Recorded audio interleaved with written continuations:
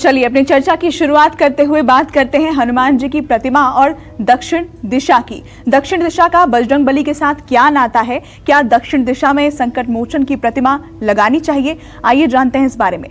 पंडित जी, इस जानकारी पर आपसे जानना चाहेंगे इसके बारे में। दक्षिण दिशा और हनुमान जी का क्या कनेक्शन है? क्या उस दिशा में रखना शुभ होता है? लेकिन उससे पहले हनुमान जी के मंत्र के साथ अगर आज की शुरुआत हो कार्यक्रम की।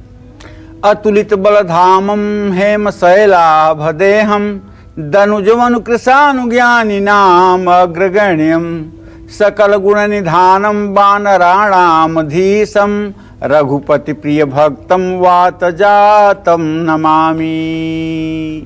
ज्ञानियों में अग्रगण्य हनुमान जी को साष्टांग प्रणाम करता हूँ और हनुमान जी की प्रतिमा और दक्षिण दिशा का संबंध बहुत ही नजदीक का संबंध है।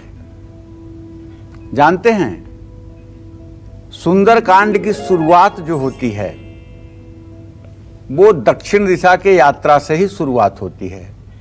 सुंदरकांड की पहली चौपाई है, जामवंत के बचन सुहाए सुनि हनुमंत हृदय यति भाए तब लगी मोहि परखेउ तुम भाई सही दुख कंद मूल फल खाई जब लगिया वहु सीतहि देखी होई है काज मोहि हरस विशेषी अस कह नाई सबन कर माथा हृदय हरस चले ही धरि रघुनाथा सिंधु तीर एक भूधर सुंदर तापर धाई चढ़े उता ऊपर बार बार रघुबीर संभारी तरकेउ पवन तनय बल भारी जहि गिरि चरण देई हनुमंता चले उसगा पाताल तुरंता जिम्य मोघ रघुपति कर बाना यही भांति चले हनुमाना जल निधि रघुपत दूत विचारी तय मैं ना कहूँ श्रमहारी हनुमान तहि परसा कर पुन कीन्ह प्रणाम राम काज कीन्हे बिना मोहि कहाँ विश्राम।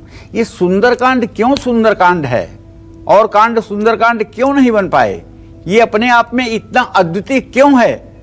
इसके अद्वितीय होने का एक यह बहुत बड़ा कारण है, हनुमान तहि परसा करिपुर कीन्ह प्रणाम राम काज कीन्हे बिना मोहि कहाँ विश्राम।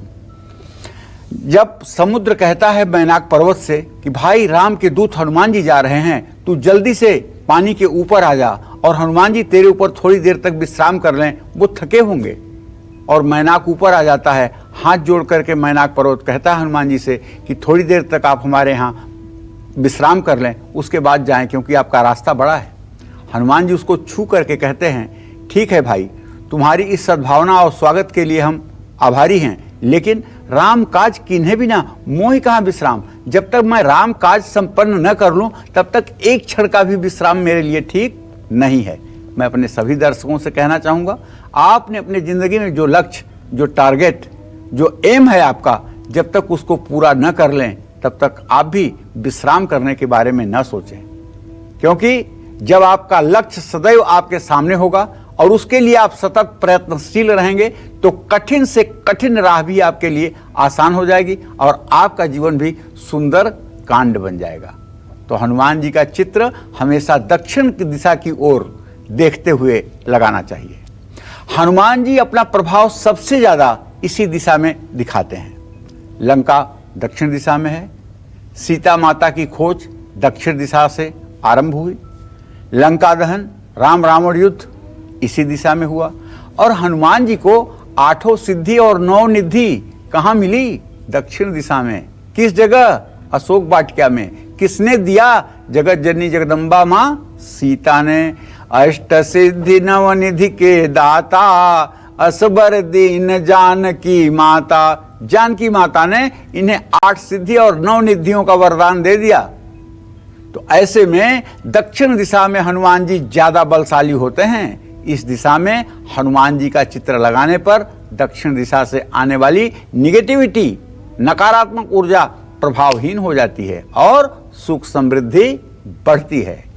आपको अगर लगता है कि आपके घर पर नकारात्मक शक्तियों का असर है तो आप हनुमान जी के शक्ति प्रदर्शन की मुद्रा में चित्र लगाइए। आप चाहें तो पंचमुखी हनुमान जी का भी चित्र लगा सकते हैं मुख्य द्वार के ऊपर।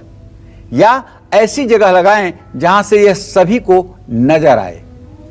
ऐसा करने से घर में किसी भी तरह की बुरी शक्ति प्रवेश नहीं कर पाएगी, क्योंकि आप जानते हैं कलयुग में हनुमान जी अजर अमर है और हनुमान जी जहां भी राम कथा होती है वहां किसी न किसी रूप में विराजमान होते हैं। और ज्यादा दिनों की बात नहीं है, संवत 1680 से पहले की बात है, माने कुल मिला के 500 साल पहले की बात है, जब गोस्वामी तुलसीदास जी थे तो उनको रामचरितमानस में क्या लिखना है यह हनुमान जी बैठ के बताते थे। गोस्वामी तुलसीदास जी भगवान राम का दर्शन चाहते थे। हनुमान जी से उन्होंने बहुत बार कहा। हनुमान जी ने कहा चलिए चित्रकूट में दर्शन करवा देंगे।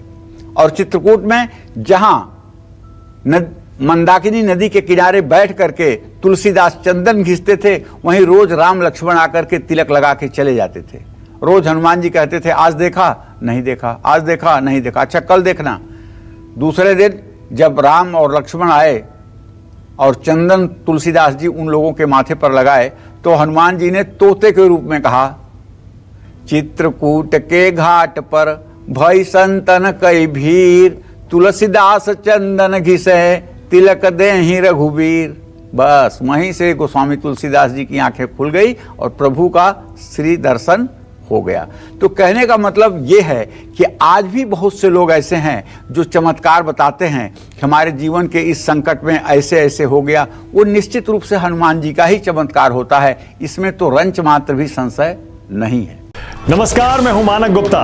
अगर आपको हमारा ये वीडियो पसंद आया हो तो इसे लाइक और शेयर जरूर करें और हाँ, हमें सब्सक्राइब और फॉलो करना ना भूलें ताकि आप देश और दुनिया की कोई खबर मिस ना करें।